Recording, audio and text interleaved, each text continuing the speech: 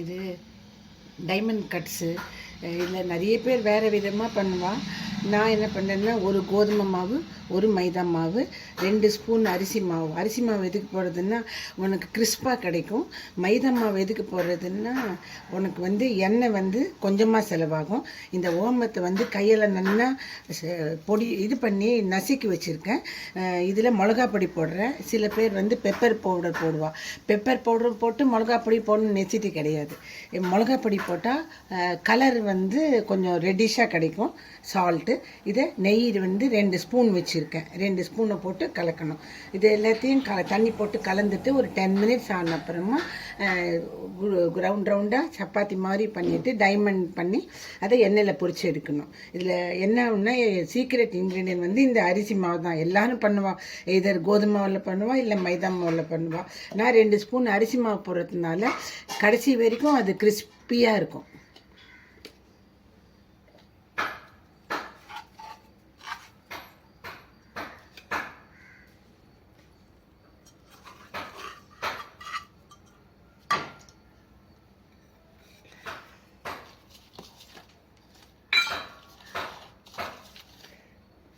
இந்த மிளகாப்பொடி, அப்புறம் இது ஓமம்.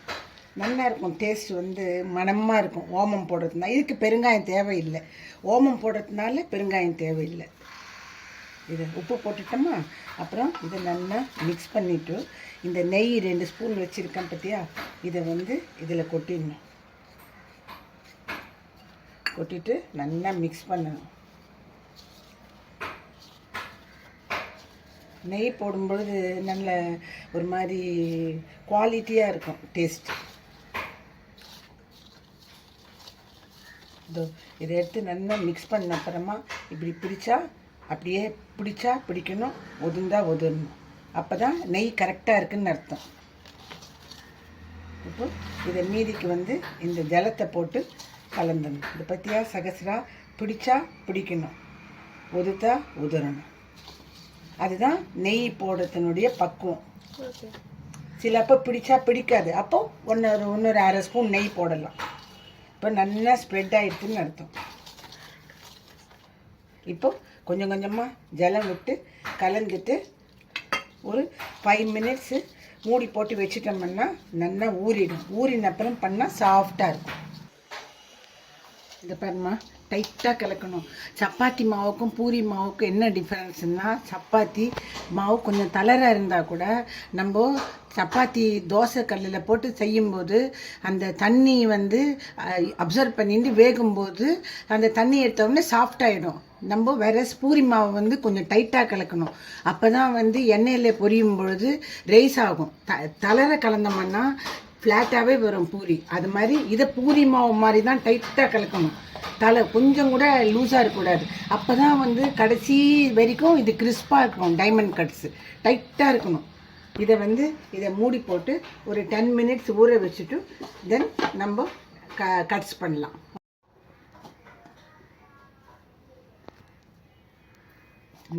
இந்த மாதிரி இவ்வளோ டைட்டாக இருக்கணும். டைட்டாக இருந்தால் தான் கிறிஸ்பியாக இருக்கும். இல்லைன்னா சப்புன்னு இருக்கும். இந்த பால்ஸ் இவ்வளோ சைஸ் போகிறோம்.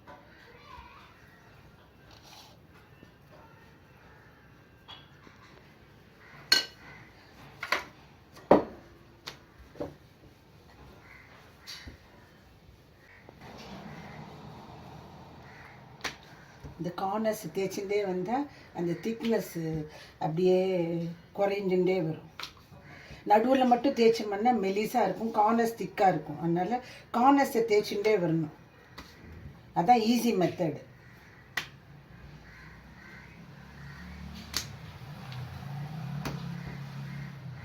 இதில் ஓமம் போட்டிருக்கிறதுனால நல்ல டைஜஷனும் இருக்கும், மணமாகவும் இருக்கும்.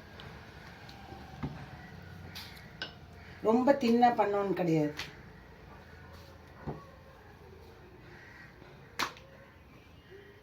எங்கே திக்காக இருக்கோ அங்கே ரோல் பண்ணால் போதும்.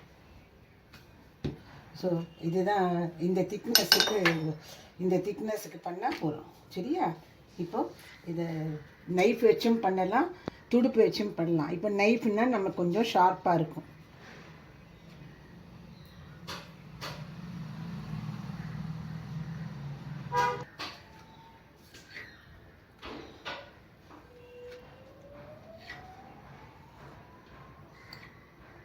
ஈவனாக இருந்ததுன்னா நமக்கு பொரிக்கும் பொழுது ஈஸியாக இருக்கும், ஒரு சைஸ் இல்லாமல்.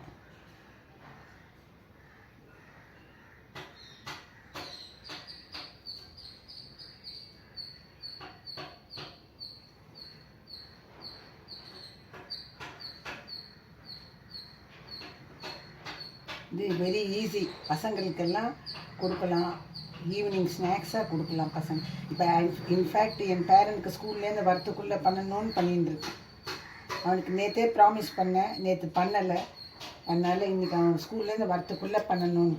ஸோ இப்போ இதை வந்து நம்ம கீழே ஒரு துடுப்பு விட்டோம்னா ஈஸியாக வந்துடும். இதை தட்டில் வச்சுக்கலாம்.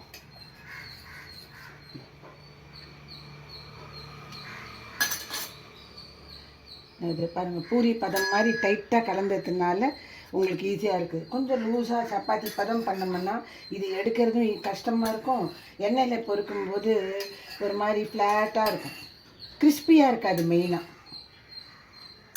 எண்ணெய் நல்லா காஞ்சிடுது, அதனால் இது அப்படியே போட்டுடலாம்.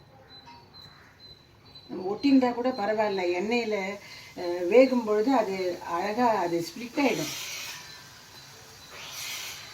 போட்ட ஒரு ஃபியூ செகண்ட்ஸுக்கு டிஸ்டர்ப் பண்ணாமல் இருக்கணும், அவ்வளோதான்.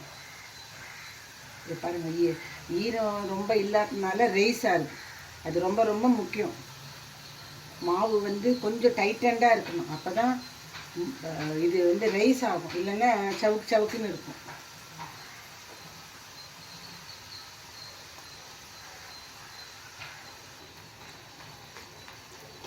சிம்மில் வச்சு பண்ணும்பொழுது தான் உள்ளே வேகும், கிறிஸ்பியாக இருக்கும். இல்லைன்னா வெளியிலலாம் தீஞ்சு போயிடும், உள்ளே வந்து வேகாது. அப்போது நாளைக்கு சாப்பிடும்போது அந்த கிறிஸ்ப்னஸ் குறைஞ்சிடும். அதனால் சிம்மில் வச்சு அந்த கலர் வரணும், கோல்டன் கலர் வரும்போது எடுக்கணும். ஹை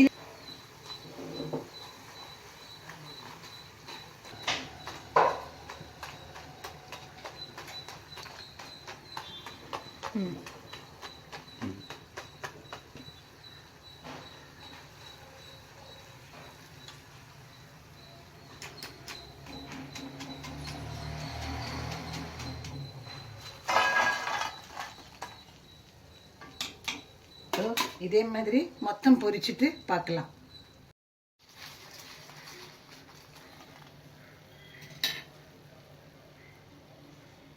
டைமண்ட் கட்ஸு எவ்வளோ அருமையாக இருக்குப்ப, எவ்வளோ கிறிஸ்பியாக இருக்குப்ப. பாய்.